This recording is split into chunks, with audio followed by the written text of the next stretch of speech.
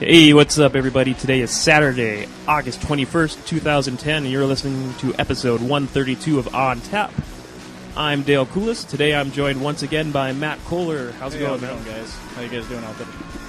And joining us over tin can and string is one host of the Amplified Gamers, Mr. Tom Mace. How's it going? Not bad, guys. Not bad. A little early in the morning for me, but I'm hanging in there. So I don't know, man. Everyone podcasts at 8:30 in the morning. that's 9:30 for me. At least it's a little bit better. Yeah, see, it's even better. Rough night of drinking. Oh, yeah? Oh, yeah. So, went to the baseball game, minor league game, and then decided to go out to the bars afterwards and went a little bit later. Because in Buffalo, the bars are open till 4 a.m. Mm-hmm. So, oh, wow. Holy shit. Yeah. So, I didn't get home till like 3. So, 3:30.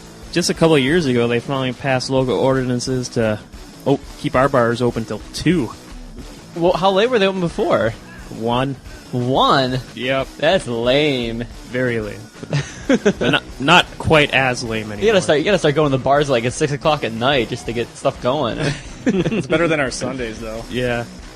Oh, what's wrong with Sundays? It used to be everything was closed on Sundays, and now it's at least noon to whatever. Yeah, it's the same way in Buffalo. It used to be everything used to be closed on Sundays, and now liquor stores are even open on Sundays. So they've decided you have to be closed one day of the week, but it doesn't have to be Sunday.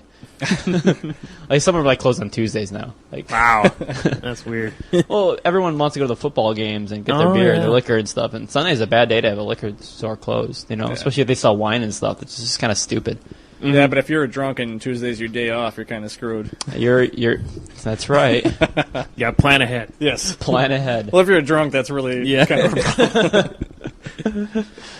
So today we got quite the show lined up for you. It's like Scott Pilgrim Appreciation Week, or pretty much a month. This past month, if you think about it, the last Scott Pilgrim book came out, the Scott Pilgrim movie came out, and finally the Scott Pilgrim the game hit PlayStation Network. So today, this On Tap, we're going to cover all 3 pieces of media here, and maybe some other stuff too. Well, actually 4, but I'll cover that later. Yeah.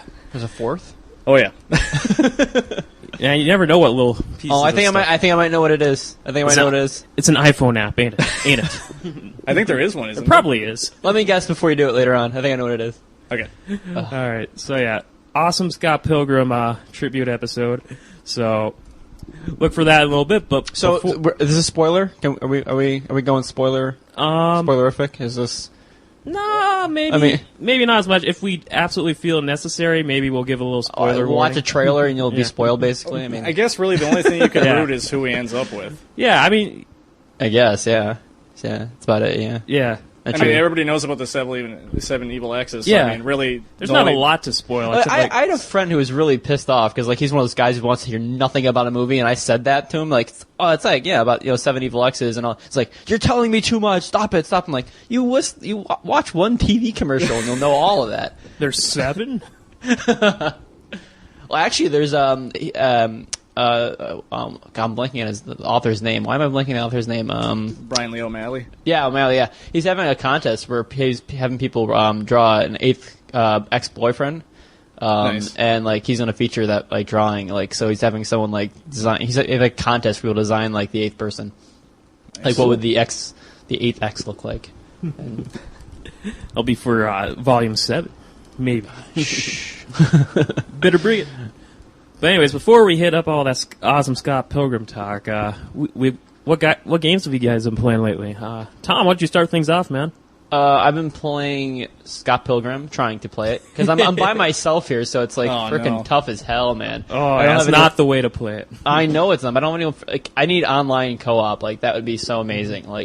I can't tell how many of us VGevo guys would be playing this game up all the time if it had online co-op. Is that coming soon? I thought I heard something about. Really? I heard rumors that there might be a patch coming. Yeah, when it goes to Xbox Live, I had heard loose talk about them doing something about bringing it online, but I guess Brian Lee O'Malley wanted to keep that feeling of playing with your friends in your living room. I heard interviews with the developers saying the exact same thing too. So. Well, it's just tough because I don't have any I don't have a lot. That's the reason why I'm on VGevo. There's just not a lot of gamers that I know in this area, so it's a great way to hook up with people and just invite game. strangers in. Yeah. Well, I have one friend who might come over and we might try something. I'm stuck on the third boss, on the movie guy. I'm stuck on him. It's God. We will talk more about that later. Yeah. So I'm playing that. I've also tried the Lara Croft trial, which I'm probably going to pick up. I'm going to pick that up at some point, just when I get a little cash, because it's really good. I downloaded trial. I didn't get a chance to check it out. 2 gigs. Yeah, I saw that, 2 gigs. I'm like, okay, I'll probably play this when it finishes downloading tomorrow. Well, it's the full game, and you get the full level, the full first level, which a lot of games are doing these days, which I really love. It's awesome. Like Scott Pilgrim, you get the whole first level. That game, you get the Earthworm Jim, you get the full first level. It's an ongoing trend where it's like just easier to give you the full game to download, and like they can just unlock the game when you're done. So it's a good game. I'm kind of thinking I might wait till it comes on PS3. Maybe that's why I'm kind of holding off because. But I don't know, the online might not work well, so who knows when it does work. So I've also been playing a lot of StarCraft 2 in the past couple weeks. It's been rocking that out. You guys play Star? You guys I played the original a ton. I would like to play the second one, but I think I need to beef up my PC a bit. I went on a computer beef up. Unfortunately, if people were seeing me in the shop box in VGevo, I was like constantly asking for computer advice because I could barely run the game on low settings on my computer. Like the graphics card was I was crashing. Like I was getting a black screen. I had to hard boot my computer off and on. Yeah, like it was bad, really bad. So I ended up buying a new graphics card, a GTX 460 NVIDIA. A little more expensive than I like to buy, and then I ended up having to buy a new power supply because my one that I had now when it came up. Doesn't work. Not strong enough, so I had to go out and buy a new power. Are you there? Yep. Okay. Can you? Must have had a little break up there of the connection or something. Frickin' Skype. Oh well. There's never interruptions there. Never. Well, it's all good on my end. You can the audio's still there. I'll make a little note here. Get that punched out. So I had to buy like a new audio power supply for the graphics card because mine wasn't good enough. So last time I upgraded my PC just for a game was Warcraft 3. Oh, but no, I have upgraded it since. But since then it's even fun. I got like a 2.6 gigahertz Celeron for my main desktop, and that's not going to cut it. I know. Well, I mean, I did this because and when Diablo 3 comes out, I'm definitely going to get that. So I want to be able to play that in the highest settings. And I'm thinking, well, I can probably get the new Fallout on my computer now instead of my PS3 or 360. So I can start getting some games out of my computer that before I wouldn't really want to get because it just wouldn't run on the best settings. So because I'm now able to run StarCraft 2 at ultra settings. Okay. So I've gone from the lowest setting to the highest. Wow. Nice. Yeah. Cool. Yeah. No, that's about all my gaming. It's those 3 games can pretty much take my time up. So. Nice. Yeah. What about you, Matt? Oh, I'm still chipping away at Red Dead Redemption there. I barely have any time to play it anymore, but other than that, we did our massive run there on Scott Pilgrim the other night, which we'll talk about later. Yep. Where are you in Red Dead? I think I'm like a couple missions into Mexico. Oh, see, you're done. Really? That's where I stopped. No, I mean you're done. It's just like Mexico's awful. Like I just like got to Mexico and just sucked me in. I'm like, oh, I can't play anymore. It's so Mexico is so boring. Like I just compared to like I've heard of a couple other people say like you got to get past Mexico. Once you get past Mexico, you'll be good. Like you'll press on. Like I'm stuck in Mexico right now. I'm not really stuck there. It's just I don't have any time to play. It's just between work and everything else, and it's just I only have a couple hours here and there. I got to get back to that. It's a great game. I got hung up on that. I got to go back to that game. It's really good. I try to play some older games at least once a week. So I ran through Metal Slug 4 and 5 yesterday. Nice. Yes. Those are always fun to throw in. Just Metal Slug Anthology, man. That's totally worth it. It's like, what, $15 now? Yeah. Get 7 games on it. It's totally worth it. Yes. That's a steal. Cool. That's all for you then? Oh, yeah, that's it, yeah. Okay. I guess it's only been like 5 days since our last show here, so. And I was thinking, like, I don't think I've really played that much. And I looked at my list, I was like, coming up with all these games, it's like, actually, kind of did.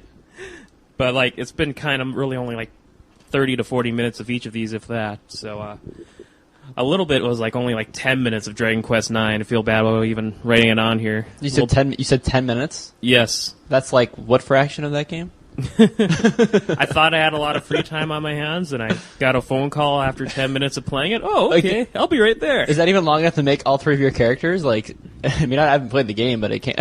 I mean, I'm not even that far into the game. I'm like, But the first main dungeon, the hexagonal dungeon, I think is what it's called. And yeah, it's like only 2 hours in. So I never got into Dragon Quest games for some reason. I don't know why. I just never latched onto those RPGs for some reason. I don't know why. I always thought that they're a little bit more accessible. They don't get as complex with all these crazy fighting systems as other JRPGs.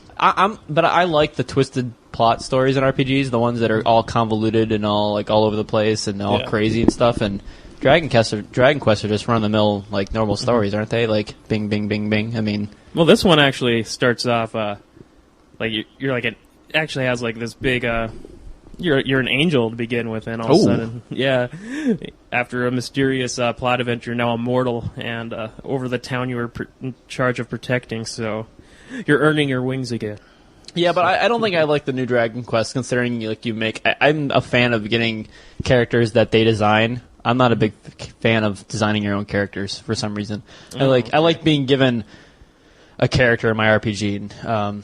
And especially if the character talks, like I like to have my character. Like I love the new Mass Effect. I like how Mass Effect your characters talk and like have a speaking. I'm excited for the new Dragon Age because it's going to be more like the Mass Effect. So people are bitching about that. I'm excited about that because I like my character have a speaking role. Like I don't like it to just like, how are you doing? And then you like and you don't say anything. And then like I hate that dialogue in a game. I kind of want to play a game a lot differently than that. So yeah. Are you one of those people, too, that when you get a choice in an RPG, like, just leave the name the same? I always leave it the same. I don't. Yeah, I hate changing the name. I hate you. I'm not going to name it Tom. Jesus, no. No, I mean, I don't want to roleplay that much when I play the roleplaying game, so I kind of like it when they have everything set up and all that kind of stuff. And so I remember I used to do that, and then people would be like, hey, what'd you think of this character? And I'm like, who? I changed all their names. Like, yeah, I'm not going to do that anymore. Yeah. Although I did play a Suikoden, and you get to name your castle. That's not too bad. Well, I named it Sexy. Which is hilarious because as I'm playing the game, they're like, let's get back to Sexy Castle. And I'm like, ha ha ha. It was like the joke that kept going throughout the entire game, so it's really childish, but at the same point, I'm like, I mean, to see like a really serious moment in the game, they're like, let's head back to Sexy Castle. I'm like, that's funny. Yes. Well, let's see here. What else have I been playing? I kind of got a chance of throwing a few 32X games that I just bought off that guy. I don't know if you caught our last episode, Tom, but I bought a 32X from a coworker who was selling off a lot of his games, and yeah, I got a chance to throw in WWF Raw, which is the same button mashing mess that I remember it. You love those. You love those wrestling games. Good stuff. Well, what can I say? I'm a fan. But Star Wars Arcade, and that was good. I only threw it in just for like 10 minutes there. That was actually pretty good. It's kind of like the old cockpit ones, but yeah, I think I have that one too. Yeah. Upgraded to mid '90s graphics instead of the vector-based graphics you remember from the original arcade game. I like my vector graphics. Yeah, they're fine. They're fine. And Virtua Fighter, which looks surprisingly good for the 32X. It's actually in 3D. It's not like the 2D Virtua Fighter 2 on Genesis. This one's actual 3D. And if I remember, I was looking into it a little bit online. And, like, they actually say the 32X version, by all counts, is better than the original Saturn launch version. And for what it's worth, anyways, it actually played pretty good. And I was surprised that it looks as good as I remember the arcade version being, from what I remember, anyways. So pleasantly surprised. Do you have like a normal tube TV to play all these on, so they look decent? Good. Yeah. Well, I'm playing it on my small HD TV. I got like a 19-inch in my bedroom. I'm playing it on. So. Gotcha. I only have my large TV, which isn't very conducive to old gaming. Oh my god. Yeah. Yeah, it definitely brings out some imperfections there. A little bit. Yeah. Let's see here. Then doing some of my usual Pinball Hall of Fame Williams collection and Zen Pinball. Still trying to... I've been breaking some of my old high scores. Not really that much, but it seems like at least once a week I'm breaking one of my old records, but not by a lot. You still own me on that one. I'm actually, look, I'm beating you on 5 tables now, Matt, in Zen Pinball. Uh-oh. It's on again, Dale. Bring it. I don't know if you know about our feud we had going on, but it was literally like... For a while there, it was bad. For like 3 or 4 months, it was like every day I'd text him like, Dale, I took your score. He'd be at work. I text him, Dale, I took your score, and he's like, damn it. You know? Gotta love score chasing. Yes. Man. And then for the longest time, you had me in everything, and I just gave up. You're back to it. I'm not even now that it's good back. at it either. That's the sad part. Like, I we're kind of really low ranked. Like, you got that one table. I don't even try to score chase. I'm just awful at that stuff, so I stay away. It's fun between a couple of people because we're like about the same skill level. But like, I just look at the high scores and I'm like, no way. Like, I don't know if I have the patience for that. But yeah, like my recently score chasing was that VGevo thing that Nabashin did with the whole Earthworm Jim thing. He had that Earthworm Jim contest where all of us try to like get the higher score on Earthworm Jim, right? The new HD one.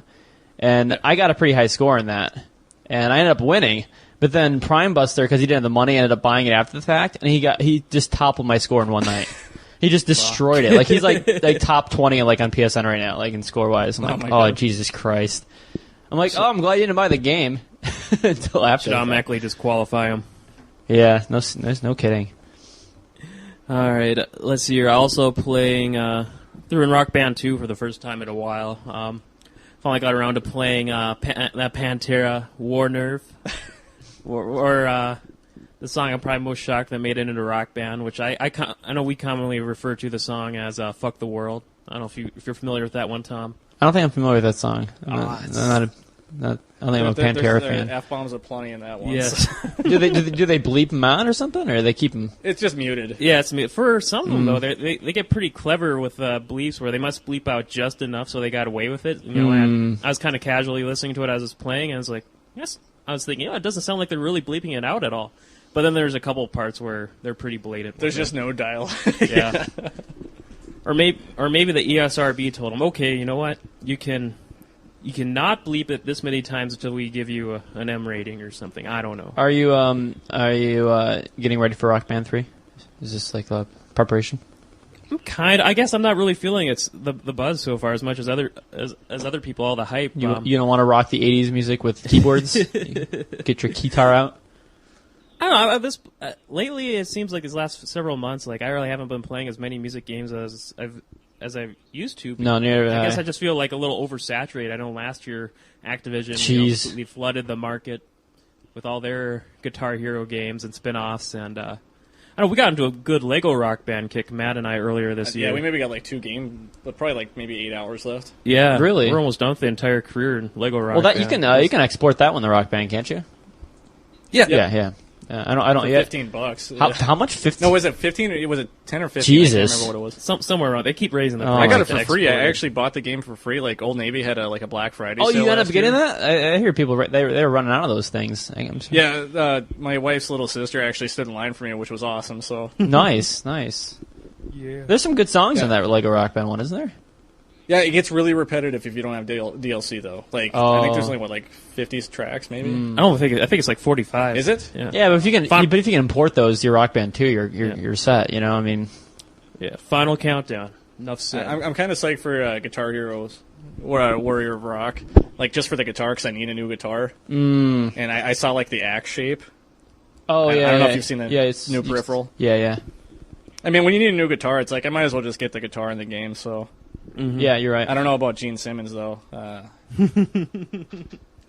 Your narrator of choice. Well, I like how they're going with Mad Cats now. So then, like, you can buy individual package. It seems like they're gonna have a lot of different SKUs, so you can really, you can just buy. But I've heard the price. I think someone mentioned me the price of the keyboard and game setup.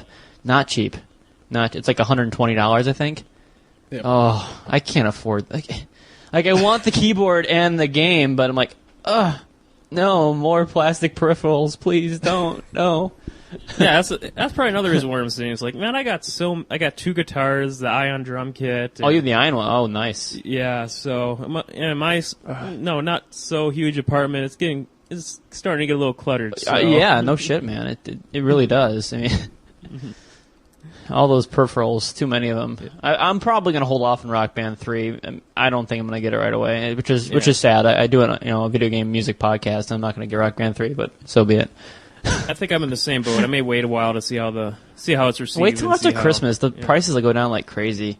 People want to get those plastic peripherals out of those stores a little bit more. You know, they take up space. You know. Yeah.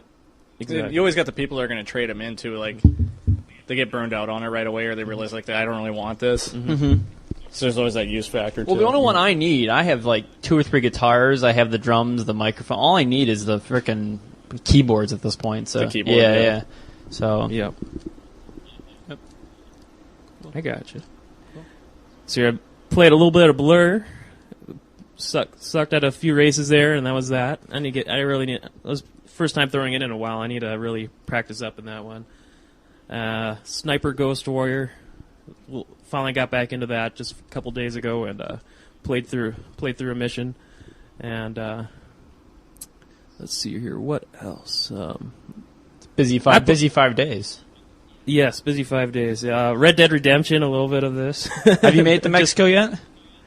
No, I'm 22 missions in, and I got to be close. I think I just got the machine gun, so you are close. You are close. Okay, yeah.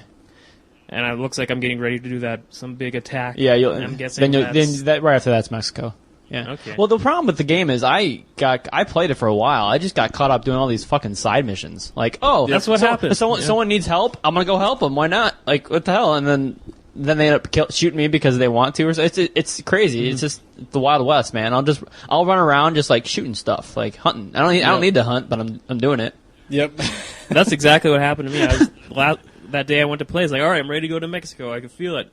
Then on my way there, I was like, oh, here's a stranger. I better talk to him so I don't forget him. I'm like, oh, go do what he needs to do real quick. And, oh, I'm by this area now for this other stranger mission. I'll do that. Yeah, I know. It's ridiculous. They're like flowers. Yeah. I'm like, oh, yeah, there's flowers here. Do I need these ones? I stop. I get off my horse. I get the flowers.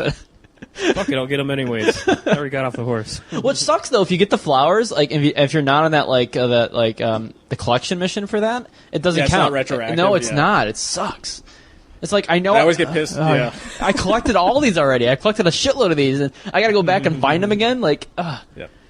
So I always get pissed. I get excited when I find a new one. Then I'm like, oh crap! I probably shouldn't have grabbed that. My funniest moment in Red Dead happened to be when I was just. Okay, I saved. You can save like anywhere with your campsite, which is great. I saved, and I popped back into my game, and it's dark outside, and before I could even hop on my freaking horse, cougar, it came out of nowhere, and it killed me. So I loaded it back up. I swear to God, the fucking cougar was there once again. Like I couldn't even get on my horse. And he killed my horse too. I just started running away. It was ridiculous. Goddamn, those cougars are rough. You gotta watch. I don't know if you saw my tweet, Tom, about Red Dead a couple days ago, but I was so happy I finally got around to doing going for the dastardly achievement and trying to hog tie a woman and get her run over by a railroad train. Oh, is that not an achievement anymore? Nope, I did it. I'm like, wow. Yeah, I did that too, yeah. Why did the achievement pop up? Because I remember no way. one of our co-hosts, Scott, got it, and he told me one day, he's like, I don't see the achievement in my achievement list anymore. I wonder if it's still there. I'm like, yeah, they can't take out an achievement. They did, huh? Did they? I guess, and they must have been getting a lot of flack about that, which is weird because I didn't really see any news about it. No, you think you would have seen news about that one, even how I could just see CNN writing a piece on their tech area about that or something. Yeah, I didn't see any news about that. Well, I originally had heard it was just a nun that you could do that with, but I tried it with a woman too. Ooh. You should get bonus points for that one. Well, that's what I thought. I thought when I first read about it, they said if you can hide a nun and put it across, and that was part of the naming of the achievement. Yeah. And then somebody told me you could do it with a woman too, so I did, and it kept glitching out for me. Yeah. Like anytime I would drop a woman on the tracks, she would go through the tracks. Oh, so it doesn't even work anymore? I don't know. I eventually, after 4 or 5 tries, which is really frustrating to catch up with the train again, I would put her on the track, and eventually she finally got run over, and then nothing happened. And I mean, I put an hour into that, and I really got pissed about it. But. Fucking A, man. Oh, I'm presuming by what Scott told me, by how he said, he didn't see it in his achievement listing for the game anymore. How it didn't work for me, it didn't work for you. I think that's. I think they probably quietly just took care of it, kind of a thing. They didn't want to make a big deal about it, and they did a good job of it, probably. But I'm surprised no game place picked up on that kind of a thing. Well, I tried Googling for news. I'm like, all right, this must have broke the news wires or something. I just didn't see it, but I didn't see anything. I remember reading about it before it came out. There was a couple websites with buzz about it, but at the same point, I'm like, with I mean, if you have the balls to put it in the game in the first place, why not leave it? Yeah, and those gaming sites, they were just thinking it's cool you can do that. Like, all the the things I heard on podcasts, they were just, like, excited, and it was like, oh, that's pretty awesome. Like, you can do that kind of stuff. Even Microsoft highlighted it. It was an inside Xbox feature. Oh, Jesus. Yeah, they like showed you how to do it, and I was like, oh, that's cool, I got to do that. But I mean, like, Rockstar's like pretty big now. They can show some backbone with it. I'm like, really, if they want to do it, do it. I don't know. Same way in PS3? I don't have the PS3. Yeah, I have the PS3 version, so I went for it on 360. I went for PS3 just for more people on VGevo, although I probably should have gone. It's one of those things where I was going like, oh, it's got multiplayers, and there's more people on VGevo that probably going to play it on PS3, so I got on that, and I haven't even touched a lick of the multiplayer in Red Dead because there's no need to. There's just so much to do, like in the regular game, and I hear like the multiplayer, it's not as populated, and it's not. I have no will. I don't want to even go to like multiplayer for some reason. I just want to. I don't want to. Try. Yeah, I did a little multiplayer when it first came out, but now I'm just trying to focus on the story. Get that done with. There's so much maybe of that. I'll tackle it again. Yeah. I think my one experience with multiplayer, there were 5 people in there. And, like, anytime I'd get near one of them, like, I could see them on, like, the HUD, somebody would get shot, and they'd respawn somewhere else, and, like, after, like, an hour, I was like, yeah, I'm just going to stop this. Like, I don't even want to bother, but... You probably got to play with people you know. That's probably the best way to probably do that. But... So, yeah, that's all I've been playing for these past 5 days. Nice. Just talk about Red Dead for an hour. Let's talk some more. All right, Scott Pilgrim. Versus the world. Versus the world. But I figured the best way to start off this special is for the few who don't know what it is, may as well start with what the whole thing was based off of, and that was the books or the digests or comics. Graphic novels, I think. Novels. They're technically called, I think, aren't they? It feels wrong calling it a graphic novel. It feels bad calling it a comic, though, too. Yeah. I mean, so... So the Scott Pilgrim graphic novels. There you go. Yeah, they've been pretty much releasing one a year. I think, didn't 1 year they did 2? Yeah, it's like 1 year. There was a pause for 2 years as well. Oh, okay. Between 2007 and 2009. Oh, all right. So the series started, I think, Scott Pilgrim's Precious Little Life came out like August 18th in 2004, so I mean, it's been going on for 6 years now. Yeah. Yeah, and it was completely written by Brian O'Malley there, or Brian Lee Malley, right? Yep. Okay. Yeah. So Canadian. Canadian. And the basic overarching plot for this, in case you haven't seen the trailers by now, but Scott Pilgrim meets the girl of his dreams, literally, and in order to win her over, he has to defeat her 7 evil ex-boyfriends, or exes, actually. So, I mean, that's pretty much it. He spends each book going to the next, encountering the next ex and defeating them and moving on and moving on and moving on, with plenty of other hijinks along the way. With a huge... Yeah. I would definitely read the books, though. And I liked the movie, but the books do such a fantastic job of the story. It fleshes everything It does, out yeah. You get a better relationship between Scott and Ramona in the books that you don't have time to do in the movie. I mean, it's, Yeah. So, how did you guys discover about the Scott Pilgrim books? What really hooked you into them? Was it the promotion of the movie? Oh, yeah, mine was the movie, totally. And okay. I watched the movie, and I thought, okay, this probably isn't going to live up to the hype. Like, I thought it was going to, people these movies get hyped and hyped and hyped, and I went to it, and it had me right at the Universal movie opening. Like, I was dying, cracking. it all took was the first second of the movie when they started playing the 8-bit, music for the Universal Pictures opening. I was laughing hysterically just from that moment on, and I decided the next day to go to Borders and bought a couple of the books and read the rest of them, and just got hooked on it. I got my Scott Pilgrim wallpapers now, and I'm trying to read. I'm all into it now, so it's really good, really cool. What about you, Matt? I think I told you about this. I think it was back in Free Comic Book Day in 2006. I actually got a comic called Free Scott Pilgrim. I actually got that. It was just in my pile, and I actually just read my pile because there's always a ton of crap that comes out. And I hate to say that, but I mean, there's a lot of crap that comes out on Free Comic Book Day. But I came across it, and I really liked it. And I didn't actually know this going into it, but I found out it's actually an original story. It's not in any of the graphic novels. Mm-mm. So like the 17-page comic book, if you guys get your hands on it, I mean, it's totally worth reading. So. Yeah, I found that online somewhere when I was searching. I think at the website, I'm not sure if it's the author's website or the movie website, but you can actually read. Oh, it's Oni Press, the company that produces the graphic novels. You can actually read it there. Yeah, I found it somewhere in my searching for anything I can, Scott Pilgrim. So. Yeah, as soon as I read that, though, I didn't even know what it was from. I'm like, I didn't know there was a series out, but I'm just like, this is awesome. Like, it's an indie comic I really, really want to read. Mm-hmm. And I'm like, I'm usually like a diehard Marvel guy and like occasional Dark Horse, but the animation's great. Like the way he draws the characters are really cool. It's a style I really dig. I gotta say, yeah, I love the artwork. The artwork's great. Lots of splash pages. He's like, I'm going to give you 40 to 50 splash pages of art in each volume. Love it. Okay. Yeah, I guess how I discovered him was, I think I remember you mentioning him a couple of times too, but I can't remember if it was you or initially I remember our friends of the Drunken Gamers Radio there.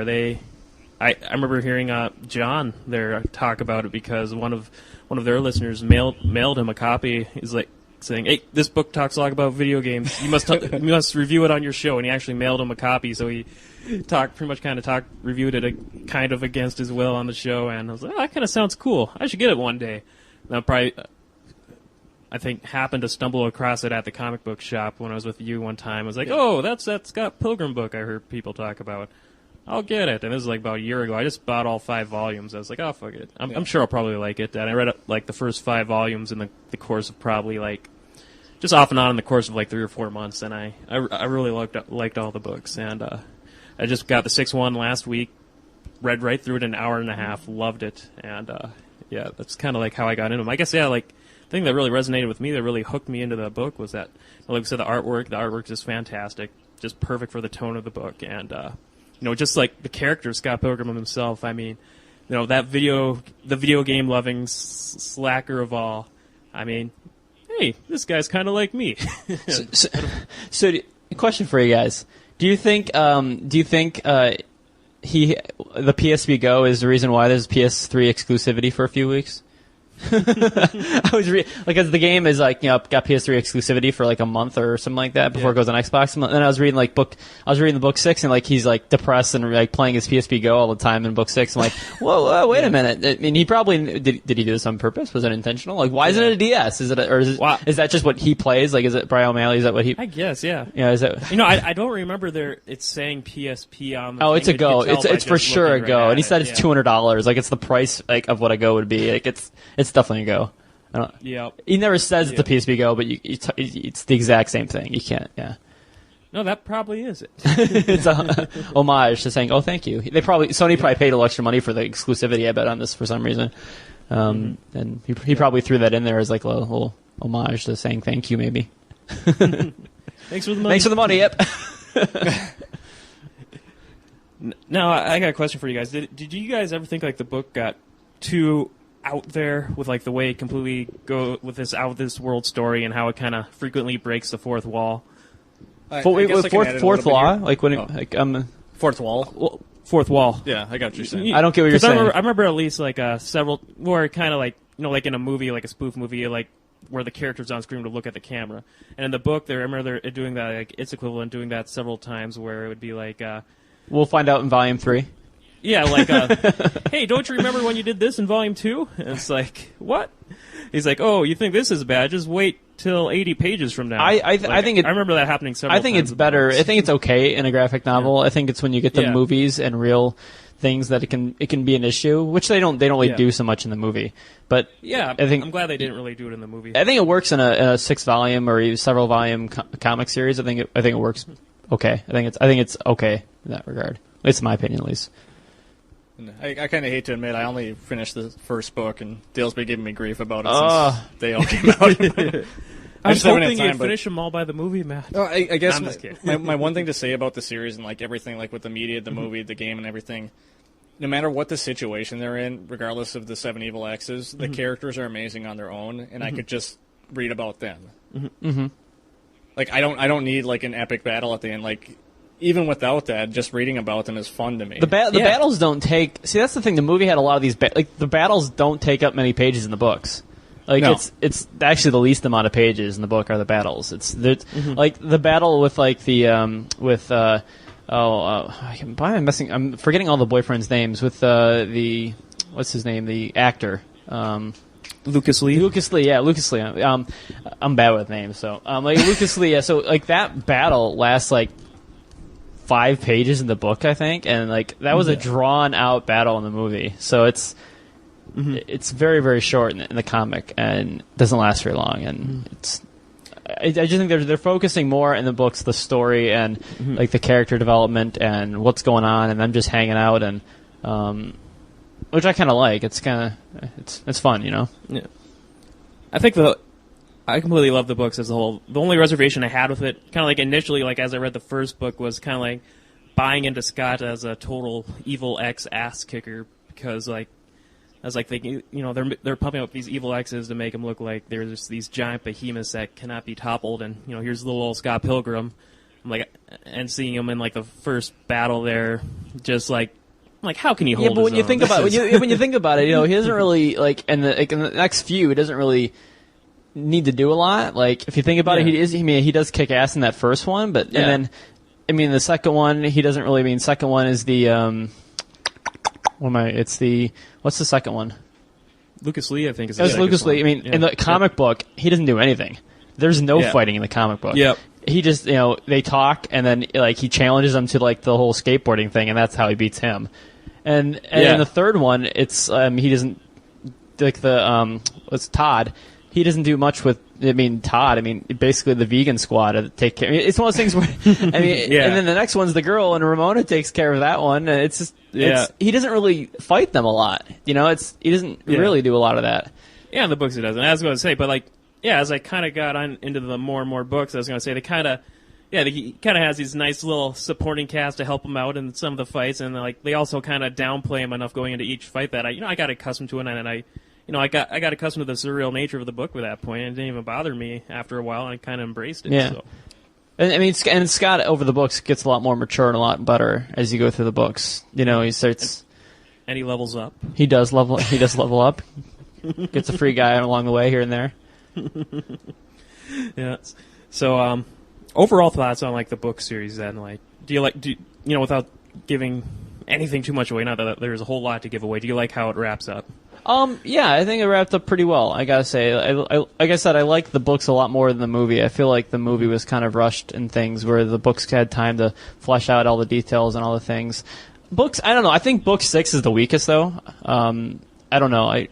As much as I think it ended well, I think there are a couple of other books that are a lot more of my favorite than that last book. I just feel like probably because there wasn't as much Ramona, probably, and because I think that's one thing the book does a lot better than the movie is. I think they got Ramona all wrong in the movie. So, I guess we can talk about it in the movie maybe a little bit, but I think in the book I like Ramona's character a lot more in the book. She's not this not plain, but this dull kind of no emotion kind of character. Like in the first book, she's got tons of emotion and she has smiles on her face. Like I feel like she's smiling a lot more.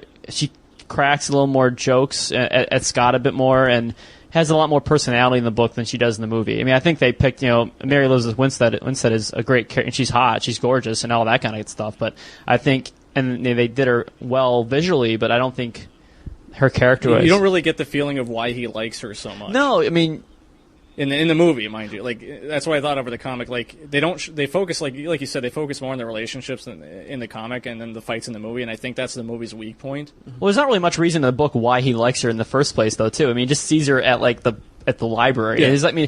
It's more of like it's funny. It's like it's nothing. It's just her looks and who she is. Scott really gets kind of infatuated with her based on really nothing, no interaction with her at all. The movie really doesn't play the relationship at all, other than like when he first meets her, like after the fights start. So to speak, like it just focuses on that, and then she's here or there. Mm-hmm. And it's one of those things. Like I think the relationship part between them was probably the weakest part of the movie, which is the strongest part of the book. Well, it's the core of the book. It's the core of the book. Yeah, exactly. So I don't think I think Scott's a lot better character in the book than in the movie too. I feel like his character is a lot. I don't like Michael Cera that much, and I think they I think it was a lot better job. I just liked how they're drawn, and they have more personality, I think, in the books than they do in the movie. But that's probably because you're allowed to flesh out all these characters with time, Yeah. which you can't do in a 2-hour movie. You can't. And I'm glad they made all the books in the one movie. So. Yeah. Well, what they did with the movie too is that actually is a really good point to bring up. Like them cramming everything in the one movie was awesome because with what it did at the box office, there's not going to be a sequel. That wouldn't have been a sequel. Nope. Yeah. They're like, oh, okay, we got one villain. That's it, guys. Yeah. One and done. No, yeah. That's so sad. It is sad. I guess I'll just run my overall thoughts on the series of the books here. I'm kind of right with you, Tom. I think I like the books more than the movie. Not that that's any knock against the movie. The movie's fantastic, but I think to get the big picture, you got to read the books. There's way more character development for the supporting cast too, and you get to learn, like you said, it fleshes out all the characters, and you just get a lot more. Though I think I like the way things wrap up better in the movie, though. So. Yeah, I think you're right. I think the movie does wrap them up probably a little bit better, a little more interesting than they do in the book. I would have to agree with you without spoiling it. Yeah, I think the movie does an okay job with tying things up compared to the book. Like I said, I don't think the book did the greatest job. But who knows? Maybe we'll see more books from him. With them foreshadowing the contest for the for the 8th act. Well, I think it might just be more a contest. I don't think they're actually going to do more books. He might. I mean. But like with as much attention as it's getting, there's always a possibility. Oh, dude, it's a money maker for him if he wants to write another volume. Wouldn't you think? I mean, or even a spin-off series or something. Yeah. He's got so many characters to do that with too. Like he could, I could see maybe a character on Kim Pine or something, or Wallace Wells.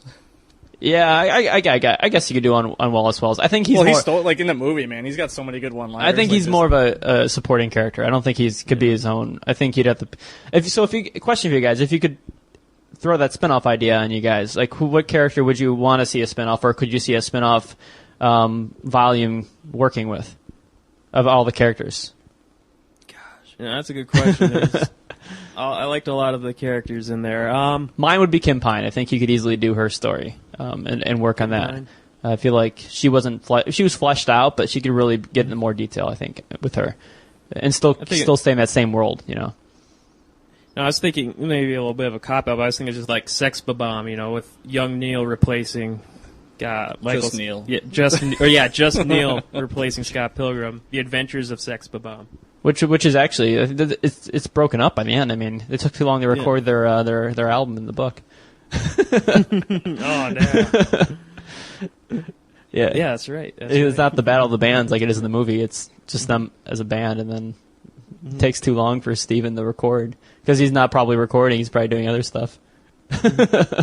I guess I can't truthfully answer this because considering like I've only seen the movie and then read the one book. It would be tough. Yeah, it would be tough for you to. I'm going off the movies, but like I said, Wallace got a lot of the screen time in that. Like he's kind of stole the show whenever he was on there. But he was better in the movie than he was in the book. I think they did a phenomenal job with the Wallace Wells character compared to the book. Any scene he was in the movie, man, like you were paying attention to him no matter what was going down. Like he always had something to say, and I thought that was funny. But. He's a better character, I think, in the movie than he is in the book for some reason.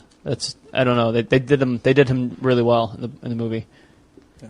So. Well, let's kind of focus on the movie now here, and Matt, I'll kind of let you take it away. I know you had a. Oh yeah, I'm going to kind of cover like the main stars and then the supporting cast, and kind of throw it over to Dale here for the villains. So just chime in whenever you want, man. But Scott Pilgrim vs. the World came out on August 13th. Most of you guys know who it is, directed by Edgar Wright. I mean, Hot Fuzz, Shaun of the Dead, and then good the films. diehard fans.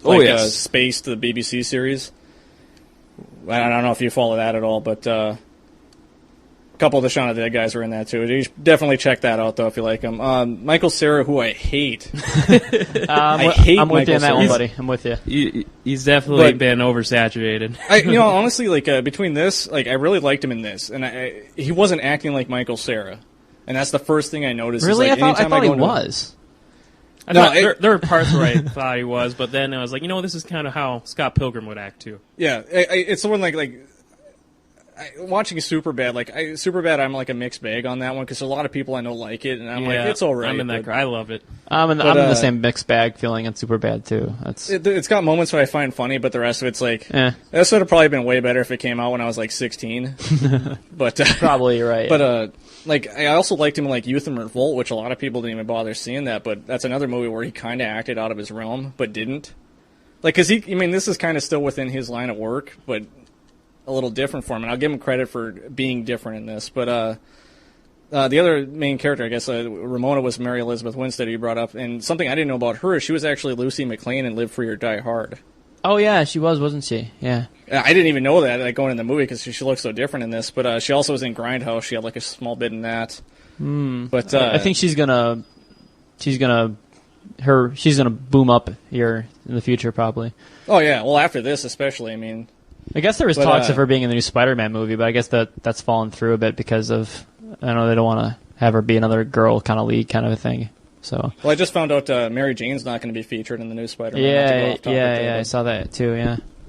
But, like, I don't know, outside of those two, though, like, I really liked his friends and family, like, the supporting cast. Like, I'll just run through, like, some of the names I wrote down. I mean, you got to bring up, like, Julie Powers, who I really liked, and she was in Funny People. It's Aubrey Plaza. And that was kind of the love interest of Seth Rogen's character in that. Wallace Wells was Kieran Culkin, the younger Culkin brother. Bigby goes down. As other people mentioned, he looks freaky. Like, yeah, he does. That whole Culkin family, like, when they grew up, like, I don't know what happened. What happens to him? Stacey Pilgrim, Scott's sister, is Anna Kendrick. A lot of people like Twilight series, like, I hate admitting that, but I've watched it with my wife so many times. I noticed her from that. Yeah, even though she's billed as being 18, surprise, surprise, she's actually like 3 years older than Michael Cera. Yeah, I think that Knives is older than Michael Cera too. Yeah, because she's yes. Stacey Pilgrim is supposed to be Scott's younger sister. Yeah. So and Knives is only supposed to be 17, and she's like in real life older than Scott Pilgrim or Michael Cera as well. But really, and Knives is Ellen Wing. That's actually her first theatrical role. She's been in like 3 or 4 TV shows, with his first actual movies. Who's this? So. Ellen Wong, it's Knives Chow. Oh, okay, yeah. They did a great job with casting her, I think. I mean, that's one thing that's funny. The movies, I thought they did the Knives Chow and Scott Pilgrim dynamic way better than they did. Like, not better than the comic book, but they did that relationship better than the Ramona Scott Pilgrim relationship. I feel like they developed that one more. Yeah. Like, just... Well, they're actually, without revealing anything to the audience, like, because you guys know how this ends already, but the original version was supposed to end up that way. I don't know if I'm spoiling there. There was 2 endings to the movie originally, because they were still writing the 6th book. So the ending that everyone saw is not the real ending. Yeah, it was supposed to be. Yeah. Yeah, I don't want to give that away. I mean, but reading the books, though, you never get the feeling that it's going to go towards the. It's hard to talk about this without spoiling it. But that's what I'm just like. It's not that one, it's the other one. Yeah, but as you read all the books, it's not like it is in the movie. You would expect it to you could see it going the one route, the alternate route that didn't happen in the movie. But you don't get that feeling from reading the novel, right? I was going to say Dale? The movie's a completely different beast from what I've read, so. Mm-hmm. Yeah. I mean, Dale, you wouldn't get that feel like from reading the book that it would end up that way, right? No, not at all. No, yeah.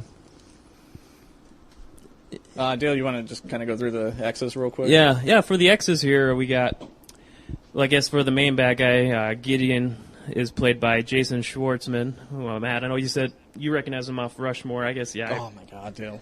Dale's never seen Rushmore. Have you seen Rushmore? Oh, of course I've seen Rushmore. Gotta see Rushmore. I will add it to my Netflix queue. I got it, dude. I'll just let you watch it. But he was also in Slackers, too.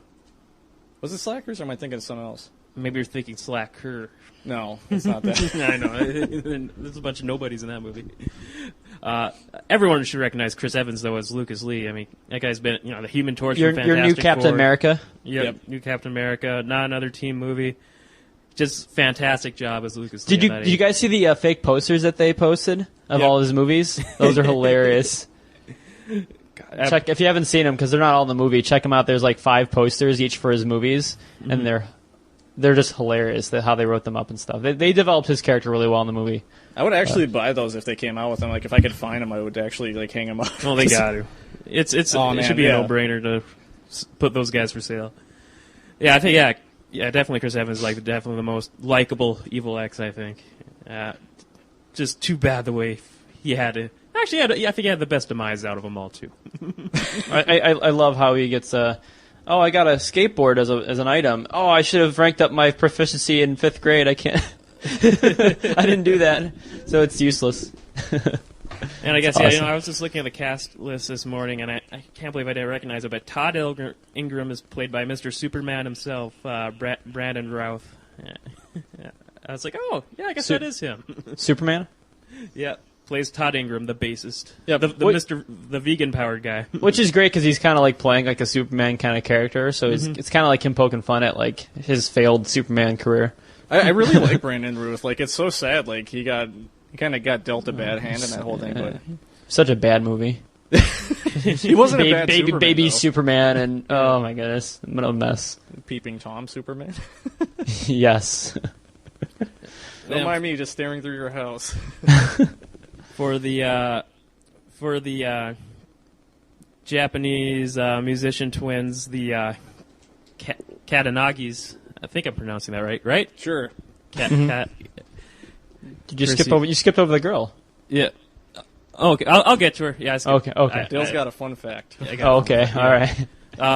I guess I'm not familiar with these guys yet, but Kita Seitao and Shota Seito. I'm pronouncing the names wrong. I know it. I think they did a good job with them in the movie compared to what they were in the comic book. So because they're like robot designers, kind of. I think them turning them into like DJs and that kind of scene was kind of more visual and more fun for the movie. So I think that was a nice change. Yeah, I agree with that. I really like their take on them in the movie. Mm-hmm. Yeah.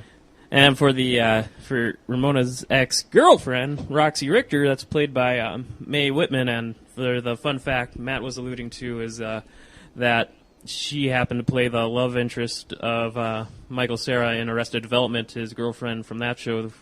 Yeah, I think he was dating her almost the entire series. I wouldn't even recognize her from the movie as playing that, but then looking at the stats, I was like, oh, okay. Yeah, it's funny in the graphic novel. They always for a lot of the time Ramona will mess up herself and say ex-boyfriends when it's not, it's exes, and then after a while she'll start correcting him that it's exes, not ex-boyfriends, because there's actually an ex-girlfriend. It's kind of like I don't know if maybe if it wasn't planned or because it seems like early on it's ex-boyfriends and then after a while it's exes. Like Yep. Maybe he's trying to spice it up a little bit when he's writing, but it works out. And finally, the first evil ex, Matthew Patel, is played by Satya Baba. I'm probably pronouncing it wrong. Oh dear. What is it, Matt? I don't know. I can't see it. It's the last name is literally spelled Bhabha. Okay. Baba. I'm staring at a notebook. But I thought the Matthew Patel character was very nice.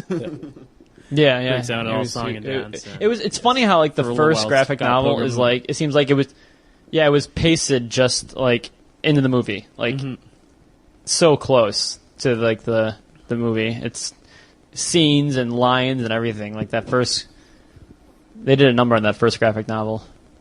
Yeah. All right. So, what do you guys think of the? Now that we got the casting out of the way, it's kind of, and you kind of brought up a little earlier too, Tom, about how the opening Universal, how they kind of got it all 8-bit music ties for their little opening sound. Oh, yeah. How'd you guys like the soundtrack for this? I mean, I reviewed. A written review is going up on VGevo too. Hopefully by the end of the weekend that I wrote. They did an awesome job because the way you get this grunge hipster kind of feel all throughout the comic books, the graphic novels, and they did a phenomenal job with the casting or not casting, but all the different artists that they put together for this soundtrack. And you do know that Beck did a lot of the soundtrack, right? Like how Sex Bomb is actually all Beck. Yep. He wrote all those songs, except for the cast doing the singing and stuff. But I thought that was really awesome. Like, I found out too. Like, the band Metric did a Clash of Demon Head song and actually picked up their album. I picked up their album too. Yeah. That's pretty decent stuff. It reminded me a lot of Shiny Toy Guns, like their first album. I don't know if you know that band at all, but yeah, I do. Yeah. Mm-hmm. It kind of really reminded me of that, like the whole I can't think what the word I'm looking for, like synth rock, like I guess type of music. So if you're into that stuff, it's really awesome. So. And then Beck did a great job of like writing music for a band that's supposed to be shitty but still sound good. I guess because that's their whole thing. In the whole graphic novel, they're a shitty band. Yeah. I mean, they're not good, and they know they're not good. That's so. I mean, for like Beck to try to write something that you can also listen to and also sell on a soundtrack, but also get that appearance that it's shitty.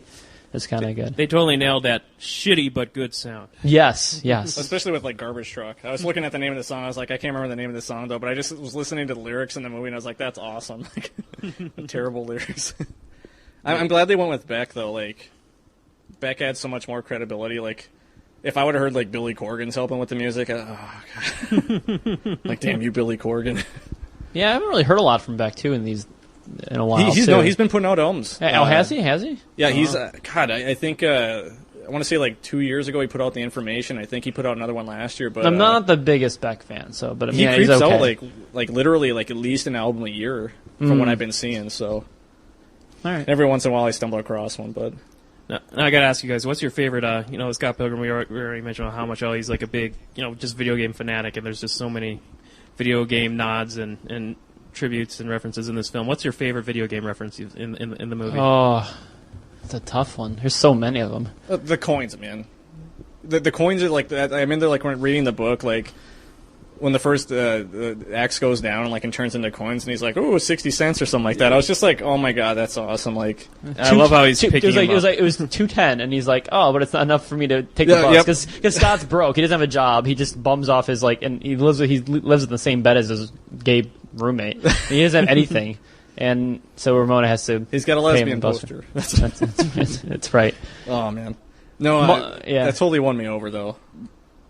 Yeah. Mine in the graphic novel was like the point I just said. It was when he beat Lucas Lee and he got an item and he's like, "Ooh, what's this?" And he touches it and it's a skateboard and it's he doesn't have the proficiency levels because he didn't level that up when he was in 5th grade. I thought that was hilarious. So.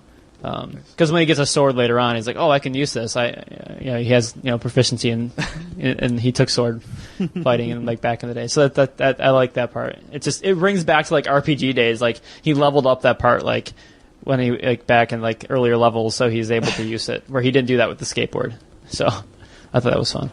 Yeah, I really like how they use the Zelda for how you find when you open a treasure chest sound.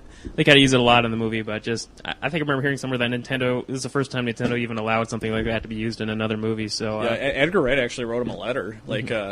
From what I read he wrote Nintendo a letter claiming that the Zelda theme is the nursery rhyme of this generation, and basically just flattered him to getting him to use the Zelda theme. I was like, that's awesome, but Reggie's like, "Oh, okay, we'll give it to you." Since you're being so kind. I have this thing too. Whenever I go see a movie that I really like after Inception, especially, I did this. I remember Dale, you were around when I did that. But I go to Rotten Tomatoes or review sites, and I want to read the bad reviews. I want to find out why people didn't like this. There aren't a lot of them, are there? I mean, it's pretty good on Rotten Tomatoes, isn't it? I mean, a lot of the people that didn't like it said that they thought there were too many video game references. Aww. And I just started laughing, and I'm like, okay, clearly you don't know the audience that this was aimed for. And I'm like, really? I remember the one I told you was it said Twilight for boys, and I'm like, really? No. Weak melodrama? Do you guys want to talk about why it didn't do so well? I mean... I think it was the competition it was up against, and maybe Expendables. I kept on hearing, even on VG Evo, I kept on reading people, "I'm going the Expendables." Yeah. I'm like, well, really? Haven't we seen this movie 5 million different times? This action flick. Ultimate B action movie. I think it was a triple threat of demographics because you. Because you had Eat, Sleep, Pray, or whatever. Eat, Loves, all that. You have your alpha male demographic that's going to see the Expendables. The women are going to see Pray, Love. Inception's still riding that heat. The teenagers are going to go see other guys because I remember when we were waiting in line for Scott Pilgrim, there was a ton of people on a Monday night going for the other guys. My theater was full on Friday night. I had a full theater, but it was only playing in one theater all day. So it was one, whereas Expendables had showings every hour because they had it in 3 theaters. So. My theater was full, which was cool because it was everyone's laughing. Everyone, when that Seinfeld thing came through, everyone just cracked up when they started playing the Seinfeld music. It was hilarious. It fit in so well. I'm like, oh, this isn't in the book, but it worked so well. That was perfect. I loved that. Perfect because the dynamic that the movie was going from at that point was hilarious. But it's I'm like, oh, this is going to do well. They advertised this movie to shit all over the place. Yeah, you couldn't promotion. But was that because I hang around video game sites all the time though? That's the thing. If I'm a normal person, who, not a normal person, we're all normal, I guess. But if I'm maybe in a different demographic, am I seeing these ads? You know, probably seeing the ads for Expendables instead on all the other ones. But even the trailers, I mean, I've seen a lot of movies this summer for some reason, more so than other summers. But I've always seen the Scott Pilgrim ad all the time, and I've seen the Expendables. I think a bit more though. I mean, like the trailer in front of movies and stuff. I just hate all the Expendables. I mean, probably a good movie, but it is. We saw it. Did you see it? It was a good movie. Oh yeah. If you're going into it expecting a dumb action movie with all your favorite action stars, that's literally all it is. I mean, like, favorite. It's got every action star you can think of. I mean, well, he's writing a second one. Let's have Arnold Schwarzenegger in here just because. I mean, he's in it for like 20 seconds too. Well, he's not like technically 2 minutes. Come on. He's not technically supposed to be acting and doing a lot of stuff, considering he's governor of California. Isn't he done now, or has he still got another year? I think he's got another year. I think I don't think he's done yet. I can't remember what I heard rumors of him doing True Lies too. Like that's always been kind of loose rumors, but I heard like after he's out, he's going to start filming it. But I mean, that's still James really Cameron's not going to direct that. It's going to be directed by someone else, obviously. I don't know. Cameron might do it. No, he's done sequels with Schwarzenegger before. He's got to get on those Avatar movies, dude. that studio's like, we're not letting you not do these movies. And I mean, think about it. He has to do the Avatar movies. I mean, he made over $1 billion on those Avatar movies, and if it does just a fraction of that, it'll still make a shitload of money. And plus, they invested all that money into the tech. And all the resources he's obligated to kind of do so. When you spend like $200 million on a film, you kind of have to use those resources again.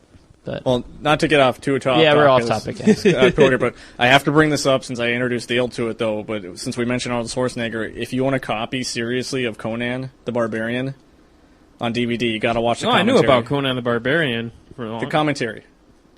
I knew there was a commentary. I just never listened to it. Like, I don't know what's going on in the commentary, but the director and Arnold Schwarzenegger do a commentary on it, and I don't know if they're tired or drunk or what's going on. Jesus, no. But it's hilarious. They're just messed up. He's like, look at my hair. Look at my hair. It's ridiculous. Like, it's just like them talking, and like they're really messed up. And I don't know, man. Me and Dale watched like an hour of it, I think. Yeah. And for our commentary to hold our attention for that long is saying something. but totally got to check that out. Yes. Oh my god, cool. But with those movies, that stiff competition for that weekend, we can probably combine, $10 million though. Yeah. But you think about it, that's about par for the course for that kind of movie for that kind of demographic. They're saying that they spent $60 to $90 million on it though. It's not very good. But I don't care. I love the movie. I love the movie. I mean, like I said, I'm glad they did all books in one movie because I think only about a dozen people are in the theater. Yeah, I was going to say maybe 15. Yeah. Well, something to keep in mind too is MacGruber was like the biggest bomb of the year, that made like 7.3. So Scott Pilgrim's not that far, MacGruber. So you think MacGruber? You think that got good critical reviews too? MacGruber, people were loving. Like I liked it. I thought it was. I thought it was a good film. I didn't see it, but it was getting good reviews. Everybody I've talked to outside of Dale and myself hated it. Really? Like I'm kind of like mixed about it. Like I really like some parts, but other parts I'm just like, this is terrible. But when I started seeing like the best Saturday Night Live movie since Wayne's World, I'm like, what? Like, have our standards slipped that far? Like really? But like I hate saying this, but I'm actually in a way kind of happy that Scott Pilgrim didn't do that good because I like. Is it going to be one of those cult niche kind of movies? It's one of those things like I like talking about it to my friends, but I don't want to run into somebody at the grocery store who's like blabbering about it. And like you're glad it didn't become like the next Superbad kind of a thing? Yeah. Yeah. Yeah. I don't know. I think I'm kind of with you. The people that saw it are the ones that wanted to see it, and I'm happy I'll probably about gain a that. little bit. I know you're speculating. I think so too. It'll probably get a bit more of a following once it hits video. It'd probably be like another Fight Club where it like really didn't do well in the theaters, but as soon as it hit DVD, it just like exploded after a couple months. I'll be getting that on Blu-ray for sure as soon as it comes out. It's kind of how I felt about Kick-Ass. Kick-Ass didn't really do that well, but I love that too. Yeah, I wasn't big on Kick-Ass. I went to go see that in the theater, and Nicolas Cage burned alive. Nicolas Cage was actually good in it. You're right. Yeah. I didn't like Kick-Ass's character. Personally, he was the weakest part of the movie, which is ridiculous. He's the main character. It's all about him. I mean, I guess it's not. I felt like, don't get me on Kick-Ass, but I don't think that was that great. I was disappointed when I thought that was. I'm glad I didn't get the feeling I got when I left Kick-Ass. When I left Scott Pilgrim. I had a very happy, awesome feeling when I came out of that movie, and wanted to soak up everything media-wise of Scott Pilgrim that I could. Bit more of a mega happy, good feeling walking out of Scott Pilgrim compared to well, I didn't even go as far as to say that's probably one of the first movies in a long time where I'm like, I might go see it again in the theater. Mm-hmm. Which one's that? Scott Pilgrim, yeah. I have a free movie pass because our movie theater has like a point system, so you can gain pop and popcorn and free movie tickets and stuff. So I have a free movie ticket. I'm probably going to go try to support the movie one more time with my free movie ticket. So because ultimately the studio will get my money for that free ticket. So I'll probably go do that because there's nothing. It'll expire before anything else comes out, and you can't use your movie ticket, your free pass, on like movies that say no passes. Yeah. So it's like it leaves me with like no options, like because I'm usually one of those guys that have to see a movie when it comes out the weekend. Yeah. Which I can never use. Everyone's talking about it. Yeah. Yeah. No shit, man. If you wait too long, you're done. That's why I still haven't seen the Blair Witch Project.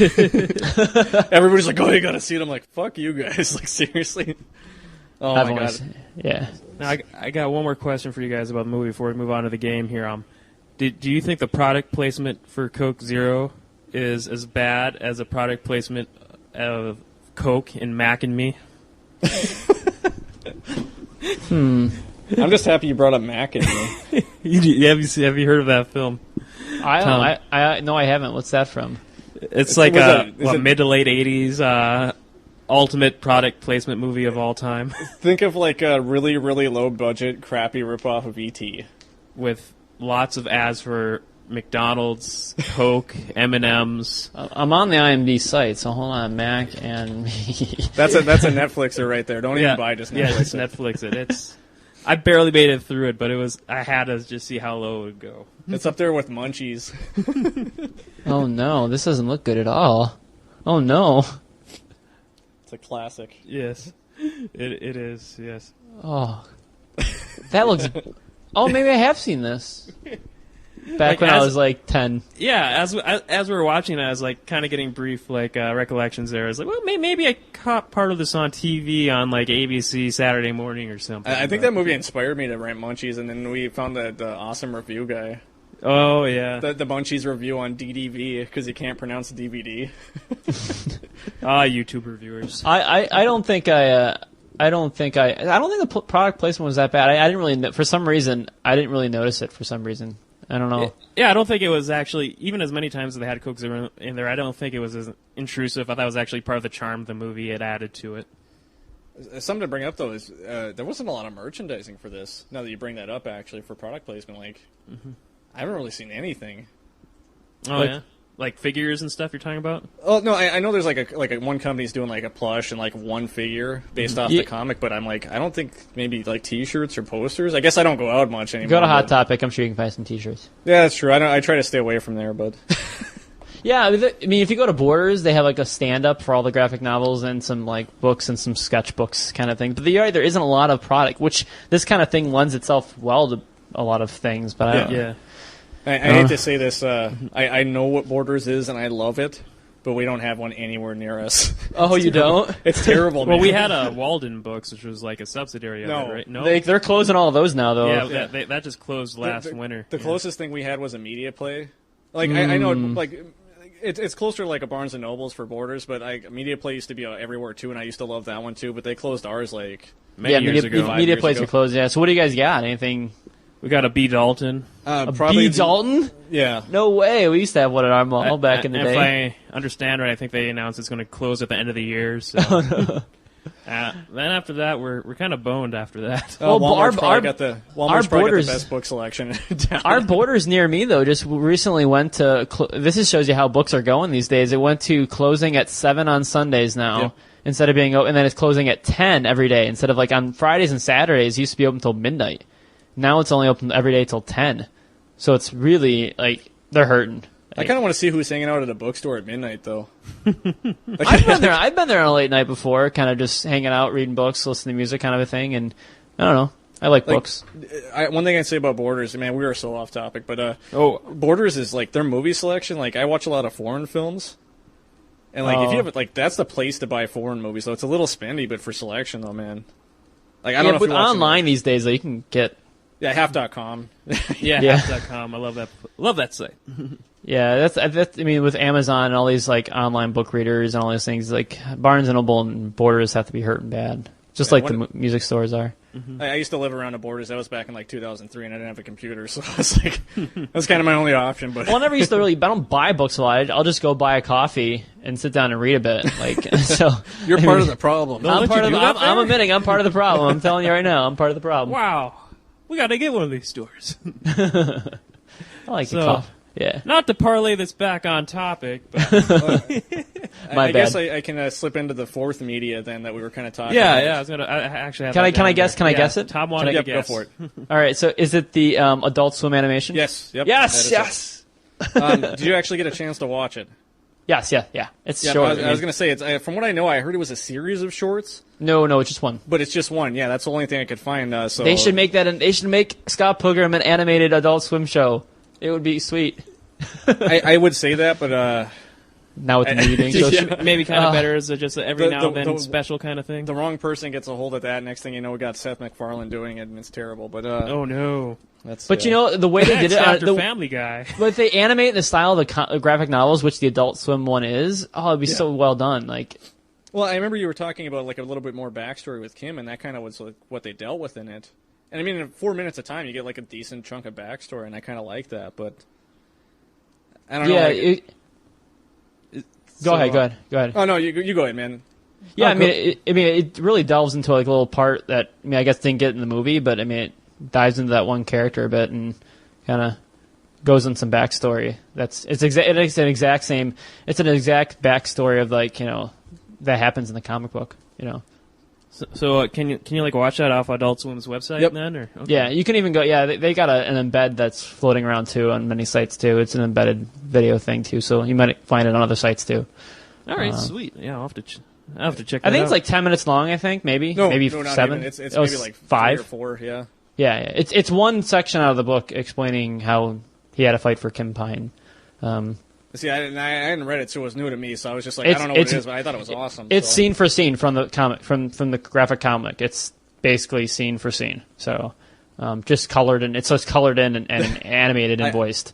I guess I could hope for a cartoon, but then I just think of like franchises that I love, like Spaceballs, that G4 cartoon that came out. I was like, ugh. Like I didn't even bother watching that. I'm like, seriously, G4 cartoon.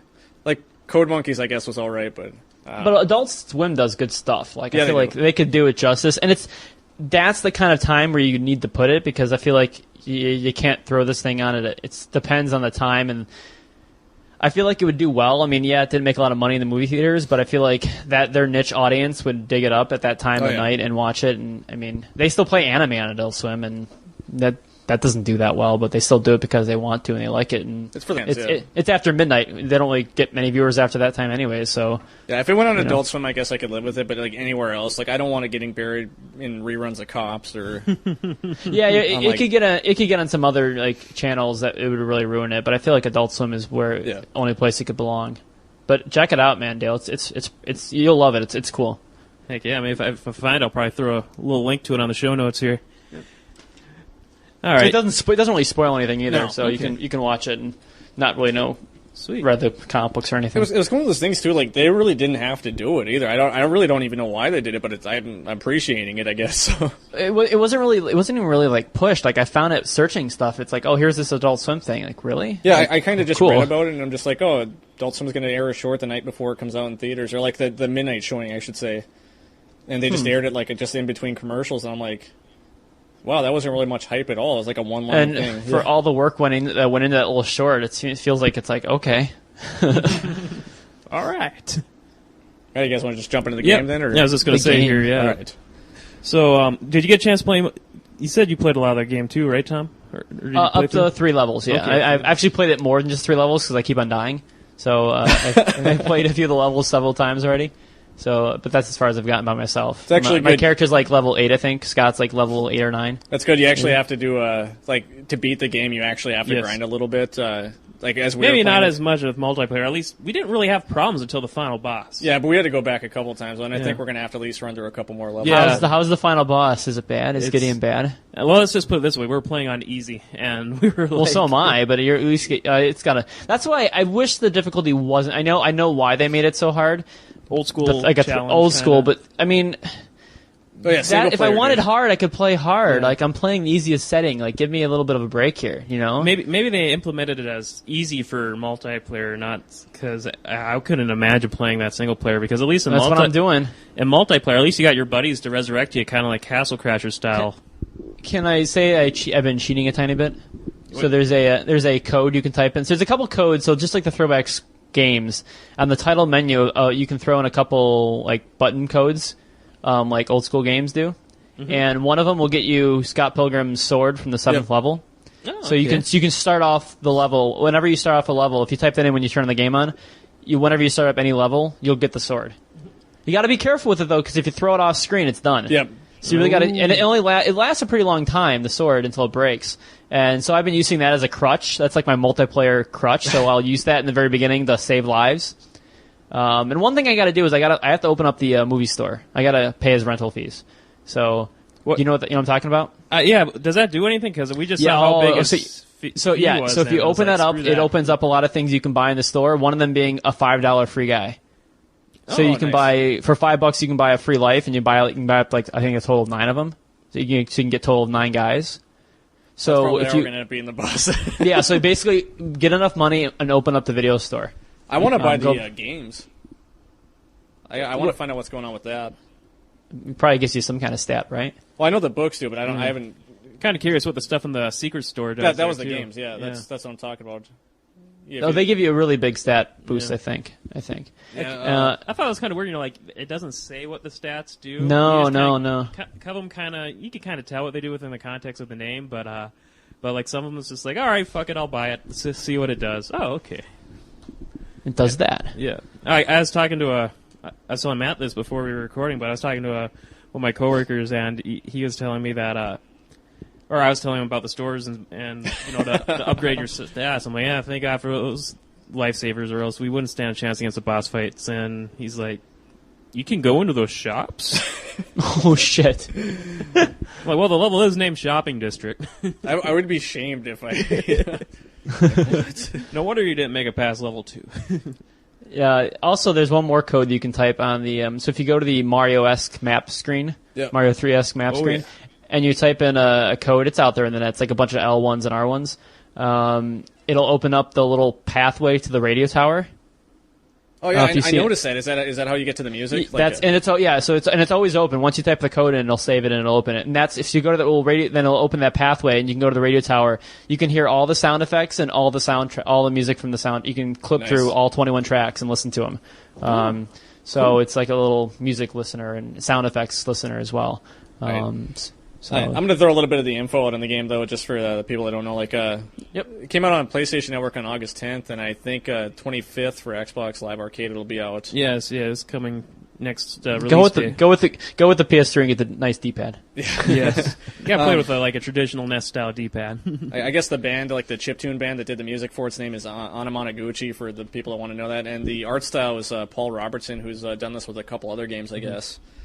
I guess the 4 players in the game you get to play as Scott, Ramona, Kim, and Steven. And there's like a ton of references to other games, and like some of the ones we caught up on was like River City Ransom, Super Mario Brothers. I think it plays the most like River City Ransom. And there's a couple like Akira. There's like I can't remember which boss fight it was, but like the guy, was it the vegan who kind of does like that power attack and his arm melts at the end, like just like Akira in the movie? It's totally awesome. But no, I mean honestly, like multiplayer is the way to go on this, and it's unfortunate they don't have it over online, PlayStation Network, and I mean, hopefully there is that patch, but I'm hoping they patch it, but I don't know how much they're going to put into it with the movie sucking. It just kills everything. The movie not doing well just says we don't want to throw more money in doing things, but the game maybe is a different beast. Well, the game's getting really good reviews, and I just think it comes down to sales, I guess. Yeah. So it could be one of the top. It could be one of the top download games, like not downloaded, but one of the top downloadable type games reviewed. I think probably this year. I think. Yeah, I think definitely. You know, I remember listening to I think it was Indus. They were bagging on it a lot, but then they were saying they were playing it single player, and it's like, no, you just don't want to play it single player unless you like really grind to level up your guy. Yeah. But see, that's why. I mean, I'm not going to bang on it because it is hard and everything else. But I get this little chuckle when playing it, like oh, this is cool. Oh, go ahead. I'm sorry, man. Yeah. I get this cool feeling while playing it, like this warm, fuzzy feeling inside when I'm playing it, because it's a throwback to my days. And I don't know if like people that are younger will get that feeling, because like my brother, I don't, he probably hasn't played it. He's like 12 years younger than me. He hasn't played any like probably NES games. Like he doesn't have this nostalgia that we have for these older games where we're getting a kick out of it and we're loving it. But what about that generation? Like the high schoolers now, like they're not. That grew up on like PS1 and up. Yeah, PS1 and up, exactly, yeah. Well, I guess maybe Castle Crashers will help with that a little bit, because, I mean, that game was really big when that came out, too, from what I know. A lot of my friends played. Mm-hmm. I mean, I guess I got really into that really late in the game, but... And maybe the references to that, because I know a lot of review sites are saying, like, this is the best game since Castle Crashers, but it's kind. I think it's an awesome brawler, and, like, you know, you only get three lives, and, well, you can use pretty much... Yeah, Infinite Continuous is great. But you got to start the level all over again. Yeah. It doesn't take you back to like the halfway point at all. It takes you all the way back to the like. There's a halfway point usually in all the levels. Hey, it takes you all the way back. Yeah, we're lazy though. We're so used to checkpoints now. Yeah, that's why I got to open up the video store. Just so if I can just buffer out my free guides, that'll help. I kind of like the leveling up system with grinding. Kind of like you start off weekend. It really sucks if you're starting out solo player for it. Like, it could be a big. It's really like two different experiences playing with multiplayer and solo. Like I played it for like a couple hours, and I think you did too as well. Yeah, I just kind of tried it out, and it's just after like maybe like 10-15 minutes, it's like, I'm going to wait to play this multiplayer because it's not Battletoads hard, but it's not. Oh fucking A, Battletoads, man! Yeah, oh my god, Contra hard. No. Yeah, you got to do a multiplayer, or I mean not. If you're doing single player, then you want to grind, and that's good if you know that going in. Yeah, I knew it going in. Yeah, and like I said, they give you a whole level for the trial too, which is cool. Unlike Xbox, unfortunately, when you I played through the whole trial, and then I said, "Oh, I'll buy it," and I unlocked it, and it said, "Restart the game." Oh shit! So I had to play it all over again, the first level. Fuck. I want to throw it out there. I don't know how many people do avatar items, but they do have Scott Pilgrim avatar items on Xbox Live. So, okay, really, I didn't see much mention about it. There's not a huge selection, but yeah, they have like T-shirts and stuff like that. So, I can't remember what else is out there. But so, how did you guys like? I really thought it nailed the graphical style of the comic. I thought it looked fantastic. Yeah. All the guys look like the comic. It's great. Yeah. I mean, if you're a fan of the comic, get the video game because if you're a video game fan, because it's really like, all the characters look like they do in the graphic novel. Like, and I got that little rush where it's like, ooh, they're in color now. Yeah, I know. Yeah. Yeah. Well, that's why I like the animation. The little Adult Swim short, that was all colored. Like, yeah, the animation is great. The game, I mean, just going in that too. It's sprite based. It's not like it's not like 3D graphics on a 2D plane. It's all sprite based. I kind of would say it's like maybe a notch or two above SNES quality 2D graphics. Maybe not quite PlayStation era, but it's like that way by design, and it looks awesome.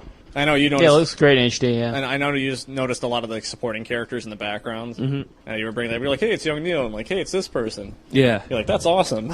Yeah, there's lots of nods in the book. Like, yeah, when you're fighting the boss battles, everyone's there in the background watching, cheering you on, and the boss battles are just, they embrace so many of the old, just kind of like you guys said, bring back all the memories of or playing these games as a kid, and especially Gideon there at the end. It's like, holy shit, this is tough. I can't remember which boss it was, but I was just like, this totally sounds like TMNT music. Yep.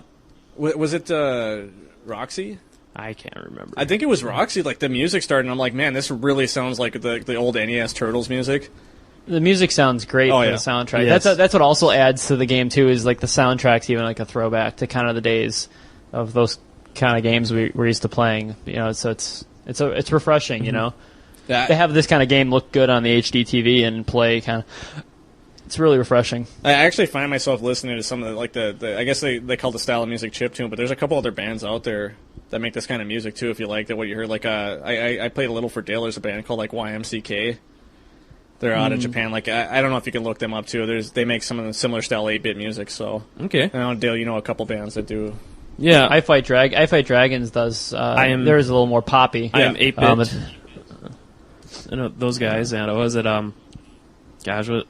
I don't know. There's a couple other ones you introduced me to over the years, and I just can't remember their names right now. I mean, I know I Fight Dragons uses controllers to play their music live. 8-bit Weapon, is that it? Right? So. 8-bit Weapon. No, goddamn. Dale, you know I Fight Dragons. They did the theme song for Money the in Advantage. Got reference wrestling there, man. Oh yeah. Pay-per-view theme song. We interviewed I Fight Dragons back way back nice. in episode 15 of our show. We got a couple of guys on, and I mean, I was reading the Anamaguchi, as how you pronounce it for the Anamaguchi is just kind of how I read it, so yeah. They actually, I was reading, they use Game Boy and NES controllers to kind of make their chiptune, and they throw in real instruments to make the sound the way it is. Nice. So that's how they work. So they do throw in real instruments to kind of to fill in a bit. So, which I think to get that, I think I like when they mix the two together a bit. So it's good. I will say this game does besides doing a lot of nods to classic, games of old. I'll say the references to old games aren't as noticeable as they are in the movie, but you kind of gotta look for some like you said, spray paintings in the background, like graffiti, but there's Pac-Man. Pac-Man. There's a Triforce. There's Pac-Man fridge magnets. Yeah. Later in the game. The sound effects, like Mega Man animations. And the opening cutscene is the Mega Man style. Yeah. How'd you guys like that? There wasn't really as much there's not really a lot of dialogue or story text driving the story. It's just, but it still follows kind of the overall plot of the books and games as you're just pretty much going on to the next world to fight the next X's. The same environments as the books and movies. Yeah. Has there ever been a lot of story though? And those back in some of those NES games, was there? Look at even Battletoads. You just fly in, you start fighting, and is there any story in Battletoads? There was a story. There was. Yep. I didn't get that far until you figure out a couple title screens at the beginning, but usually the turtles always had Shredder stole the Statue of Liberty. You got to get it back, and at the end, the first turtles though was there the first turtles? No, not the first one. I'd say the second and third one though. Oh yeah, definitely. The first one, that's a mess. Usually no more than 50 words worth of story. I'm a diehard Turtles fan. I hate the first one. Have you beaten the first one? No, never. I haven't. No. And near have I. Oh, good. Yes. Huzzah. I'm too angry about it. I don't even want to beat it anymore. 2, 3 Turtles in Time and Hyperstone Heist, though. I beat them once a year at least. Hell yeah, we usually romp through them once a year. They're great. Yeah, they're great games, but that first Turtles game's, Jesus Christ, no continues. I don't even know what the music, everything. I know, Dale, you hate the music in that game. Yeah. I can just hear it in my head right now. Yes, yeah, exactly. That's painful right there, just listening to that. Shit, Leo died and I can't get him back. The shocking in the underwater, the dam level. Oh my god, the water level. As a kid, I can't tell you how long I played that water level. I try to get hearing the shock, when you touch the seaweed and it shocks you. Yeah, it's yeah. Off topic again. Well, we're on tangents, aren't we? Oh, Scott Pilgrim wouldn't want it any other way. Well, we covered everything, so really at this point. There's one thing you need to say that this game has that is another awesome nod to brawling games. Elevator stage. Oh, yeah. Definitely. Gotta love the elevator stage. There's no... I don't think I haven't gotten That's that at the yet. very end, I guess. Oh, is it? Towards the end, yeah. What's the last level? Yeah. Also, you spoiled it, Dale. Well, I didn't want to say where it was at. You rooted for everybody. You rooted for it. You got to have this game on the elevator stage. But there's no shmup stage, no shoot 'em up stage, which is there should have been one. Scott Pilgrim could have been throwing Nintendo controllers at people or something. I don't know. Something. Yeah, bombs. He could have stole Lucas Lee's skateboard after he beat him, and just a skateboard shmup level with him throwing Nintendo controllers. Come on. How do the other characters? I've played a little bit as Ramona just to try her out, but how do the other characters play? Well, you played as Steven, didn't you? Yeah, I played as Steven Stills there, and I guess I think he's a little more powerful. I think that's his little trait. I think he has a little more strength, and I don't remember. I can't remember if he has a special move or not. Well, I guess it's worth mentioning to people out there. Pretty much every character has their own set of moves. Everybody else has their own special moves and stuff like that. Because I remember leveling up. Mm-hmm. I'm at level 16 now with Scott, and as you go further, everybody kind of gets unique moves. Yeah, it's kind of the same.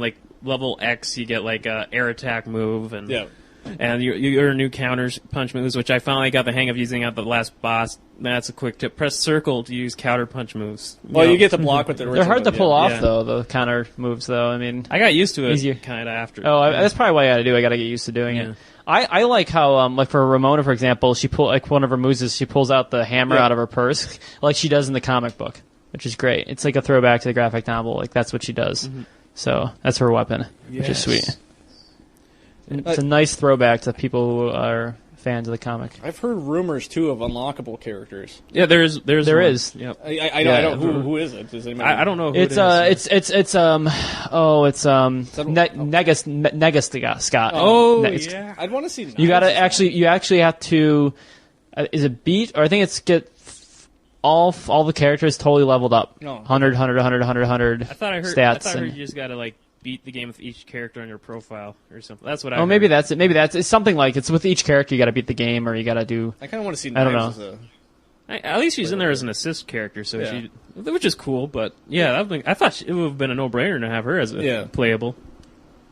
You can do something with Knives' father though. You can either fight her. Oh yeah, or you play can, as if you're going through the levels on the map and you see him, you can fight him. But like, I remember me and Dale went into him and like he totally he got you in like the first hit. Yeah, and just knocked him. He's tough. Yeah, he just killed Dale right away, and I stood in for like a little while, but I got killed too. true to the books. Yeah, he does like a full screen attack. Yeah. So. So overall thoughts on the game? How happy are you guys with it? It's a buy for me, honestly. Tim? Yeah, it's definitely a buy. Besides the no online, Yeah. if you can get over that. That's a big could be a potential deal breaker for some people. Well, like you guys said, I- like if you're fans of the movie, the subject material, or even video games, it's worth picking up just for nostalgia. Definitely. Yeah, but if you get frustrated easily and you don't have anyone to play with, I would not buy it. Or at because least just try the you're going demo to. first and see for yourself. Yeah, try. It's an entire full level, so give it a try. I mean, Oh, the levels are 'Cause you- long too. We should actually make a point of mentioning that. Like I threw it in the first time, and I was like, I'll just play the first level, and I'm like playing. You're playing thinking and playing. probably and I'm 5 minutes, but Okay, come on. it's probably like I want to say like about 15, maybe 20 minutes a level, which is actually pretty long for this style of game. and you're not going to beat every level on the first time, so We were Especially- having pretty good luck until the final boss. Yeah, multiplayer. well, I guess multiplayer. I guess Yeah. on easy multiplayer. There's times when I'm playing like the boss, like it's just like I need help. I still I need thought help. the level of challenge was pretty moderate for easy, anyways, for us chumps. I got to bring something up, Joe, because I remember this kind of ties into this, and we talked about it earlier. But I know you hate Kick-Ass. I bought the downloadable game. Like I bought the game for the PlayStation Network. Oh, Yeah, how's that? It's bad. Like I buy every comic book game though, because for the retrospective, I pretty much like anything that comes out, I'll buy. But I tried playing it single player. It is like damn near impossible to beat that on single player. Like you want to talk single player hard? Like I remember Dale, didn't you say you tried it? Or, Yeah, I tried on single one of player. your buddies played? Yeah, I was just like, screw this, and then I had a buddy over and I was like, hey, well, let's at least try this 2-player since you're over.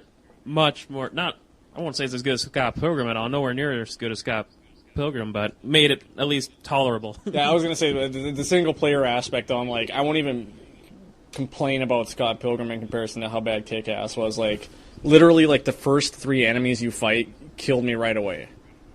Oh god, do you have it online though? No, These are I online think it's co-op? local. Yeah, that's local.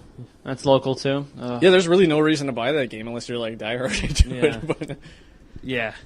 oh man, yeah, it's literally like I put it in. I'm like, oh, I'm getting used to the controls, whatever. And then I'm like, I walk up and like these 3 guys are like, hey, who's this guy? And then killed me right off the bat. I'm like, okay, I can't even get past the first 3 guys. So I think it's kind of brave for them to put out a game like this Yeah. in this kind of day of age. Like everyone's so tech whorish and liking their graphics to be the best, and to put out a new game like this in this kind of fashion. Well, I kind of like, I like this trend. But it can't cost that much to make Yeah. though. I don't think. Maybe you think? I don't Well, know. with these style of graphics, you don't think it would be, and just for like, for being a downloadable game, which usually generally have a smaller budget than your disc-based games. well, maybe And it's $10, not 15. Yes. $10. It's not 15. It's not the new 10. It's 15. It's 10. Yes. maybe there's like a wave of nostalgia going too. Because I mean, we did see 3D Game Heroes come out, Yeah. and I know Yeah, we did, yeah. some of the indie titles on Xbox Live. Oh, you I see. can't think of like Yeah. God, what is it? Some Breath kind of Death pixel 7. company. That's very old school NES style RPG. I don't know. I'm kind of seeing there's like a slow building movement going on though for retro graphics and gaming and stuff like that. And with Sega announcing that they're going to be doing like a lot of more like online like downloadable remakes of games too. Maybe something's going on. Yeah. Well, because the people who are running the companies now are starting to be like are our age, yeah. and they're starting to, and they're the ones who played these NES games and all these things when they were kids, and they want to get back to maybe playing or making those kind of games or throwing them into their games and stuff like that. Yeah. Whereas maybe like 10 years ago they weren't in position to make these kind of decisions in companies, and now we're starting to see. You know what I'm saying? Yeah, just bigger wave of old school stuff. Like, I absolutely love the Ultimate Genesis collection. I didn't think that thing was even going to happen after seeing like so many of those games pop up on individually for download. Yeah. So cool. Crap. Awesome. Well, with that, I think we're almost. Unless you guys can think of anything else to add here on any of these pieces of media, I think we're almost ready to wrap her up. Well, I think so. I guess I can bring up one point because we're on the nostalgia topic. What's that? Since it's been running for a few months now, what do you guys think of the Xbox arcade? Oh, Game Room? Game Room, there we go. I checked Has it. that, like, completely died off? Or They're still doing updates for it. I watched the weekly GiantBomb.com. They do, like, a weekly quick look on the latest Game Room update. I will watch that. It's probably pretty funny. I haven't done it. It's just them playing each of the new games for, like, 2 or 3 minutes each, and usually, like, 5 of the 6 games, or like all but like 1 or 2 of the games I check out are, yeah, this is crap, or this isn't as fun as I remember it. And I bought one game, and I wanted to get Time Pilot, because I like Time Pilot, but I'm like, I don't want to have to go into the game room to play it every time. Like, I just want to be able to play it off my, just right off my system. But the game room thing, like, to load everything, like, I don't want to load 8 things to play one game that I could just play off the game list, so. Does it take a while, or? It's been a while since I hopped in it like the first week it was out, and I haven't really since. It's not terrible. I mean, like, all said and done, it'll probably take you about 5 minutes before you get into your actual game. That seems like a bit, though. Yeah. Instead of just hopping into your game like just like you just go on the dashboard, yeah, it's like right there. Mm-hmm. So, I don't know. Like, I think this whole thing just flopped. Yeah. But they're not really giving it really good games either. Like, yeah, there's some gems in there if you look hard enough. Now that they got. Yeah, I probably want to say, like, I know the original Pitfall's in there. You got to have some nostalgia for Pitfall. And some other arcade classics. I remember watching the Giant Bomb guys play that. Look, I know I downloaded at least... I did download, like, 3 or 4 more Game Room packs, and I keep telling myself, one of these days I'll hop in there, spend an hour, and try out a lot of this crap and see if... Try and at least buy one or two of them. They're charging too much for the games, too. $3. Well, $3 isn't... I'm not going to... But... Pay $3. It's too much. I want... $7 more dollars would you, Scott Pilgrim? It doesn't sound too bad on paper, $3, and when you think about it, it's just like, I'm probably only going to play each of these games for maybe like 5 or 10 minutes each. Yeah, after you play your demo or like your free demo of it, and like you're just like, man, like maybe $1, like yeah, like I think $1 or 2 would have been if I'm hesitant probably, to pay like $1 for an indie title that's actually worth it, I'm really not going to pay $3 to $5 for one of these games. Yeah. I can't stomach playing more than 5 minutes, so. I don't know. They need to up the ante and throw some better games. I don't care if they charge $5 or $10. But if they were $1, you might buy more of the games you wouldn't buy because now they're $3. If they were $1, you're like, oh, it's only $1. Microsoft's not going to lower the price, though. I mean, I was surprised they lowered the price on their indie games because if you remember, the indie games were initially $2, $5, and $10, and then after like several months, I guess they weren't really the sales weren't picking up, so they lowered it to $1, $2, and $5 based on their file size, and now it's really picked up from what I understand. I know until that happened, I didn't even buy an indie game. I only bought like 2, and they're $1 each. But there's actually some good stuff on there for $1. Extreme Baby, what is it called? Try Not to Fart. Oh, Try Not to. Try Not to Fart. Avatar Ninja's pretty fun. And Breath of Death 7, an actual 7 to 8 hour spoof NES style RPG. What's the baby one? I can't remember what it is now. Extreme Baby Maker. Is that what it is? Or Baby Maker Extreme, I think. Yeah, that's what it is. Oh my god. God. Have you played that? No, I haven't. I haven't dived into indie games much on Xbox, really. Oh my god, dude. All you do is you just, like, you're born and you shoot out of the womb and, like, you try to go the longest amount you can. And I was like, literally there's no reason to buy the game because the demo is the game. Yes. So if you're giving the guy $1, it's really like, this is kind of amusing, I'll give you $1 type of thing, but, like, there is no game past the demo, so... But try not to fart was amusing for a couple minutes. Because all you do is like literally try not. You just have to hold buttons down until it passes, and then eventually like you have to hold more buttons down. And if you don't, it's like Simon Says. Yes, exactly. Farts, yes. But when you lose, you fart, right? Yep. And then your girlfriend gets mad at you. Eventually, I just broke down and kept farting because I'm 5, you know. But yeah, and that was the end of that demo. No, I found a couple of gems on there, but I think the game rooms, I chalk that up as a failure. I don't know. Yeah. Yeah, they're not really even promoting it that much on the dashboard. And the only thing I really see for it is the what's new in DLC. It's like, oh, new game room update. Well, yeah, the game room update, it's like I stumble across it. It's not like I'm just like, I have to go searching for it. That's there. Most of the time I forget it's out until I see the new Giant Bomb update for it. Well, it doesn't help that most of the add-ons are buried by Rock Band or Lips DLC. Yeah, so that's true. They need to fix that. Mm-hmm. I don't know if you go on Xbox the marketplace too often, but like anytime you look at the what's new for DLC, like it's always Lips and Rock Band in like the first 15 spots, and like maybe something else. Yeah, few other ones kind of snuck in there. PSN does it pretty well when you go there. They throw those things a bit down the list because they every week. Because for a while on our show, we were like saying what was new for Rock Band every week, and it was just like it just got old and. It wasn't very exciting because every week there was stuff coming out, but it was just like. Do you have PlayStation Plus by any chance? Do not, because I already own Wipeout and a few of the games they're offering me, and I like to choose what game I want to buy. I actually did get it. I'm not gonna give them. I just want. I'm like, you know what? I'll give it a shot for a year, and with the discounts and stuff that I've gotten, like.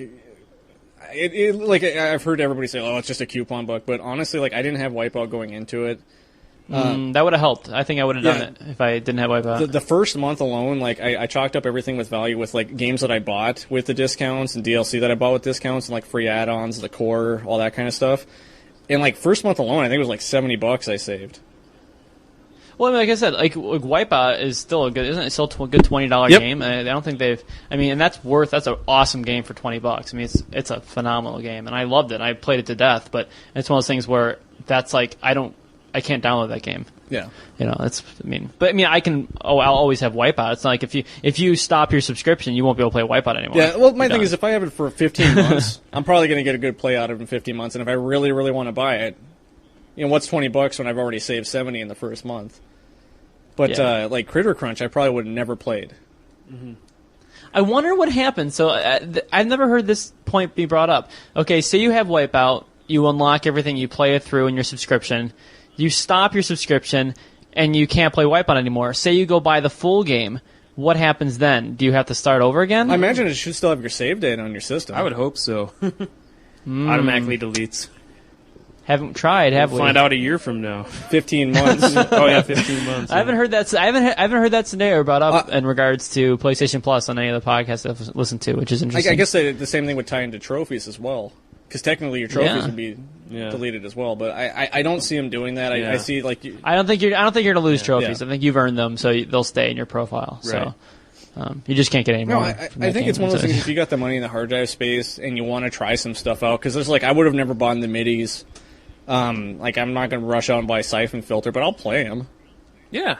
Like you said, dude. For everything it encapsulates all the deals and savings. And if you didn't.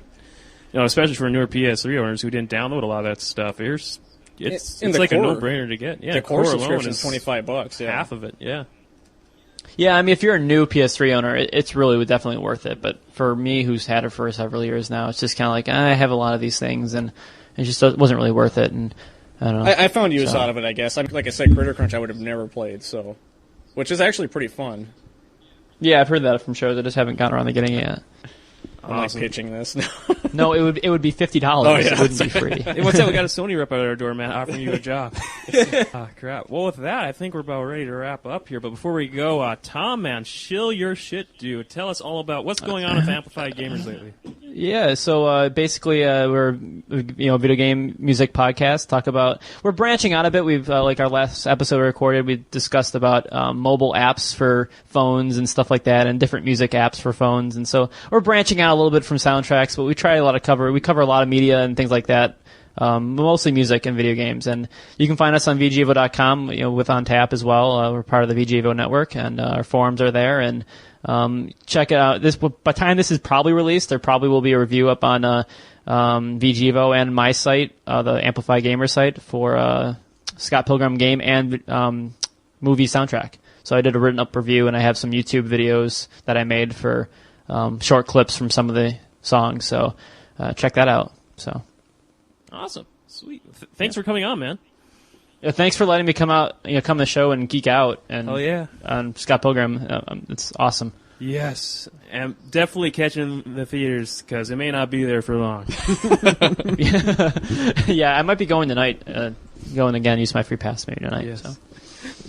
All right, for our contact info, pretty much same thing as Tom said. We can also be found part of the VG Evo podcast network on VGEvo.com, or our website for all our archives and bonus outtakes and all that good crap. You can go to ontappodcast.com, or follow us on Twitter for latest show announcements and stuff. That is at twitter.com/Gruel, Gruel. So. Oh, and our email address, if you want to send us an email, we'll gladly read and respond to it on the air, is mailbag@ontappodcast.com. All right, Matt, Tom, thanks again, man. This has been an awesome time. Yeah, thank you. All right, cool. We'll talk to everyone next time. Thanks for listening. This song is called I Am Sad, So Very, Very Sad. So sad! Thank you. This next one's called We Hate You, Please Die.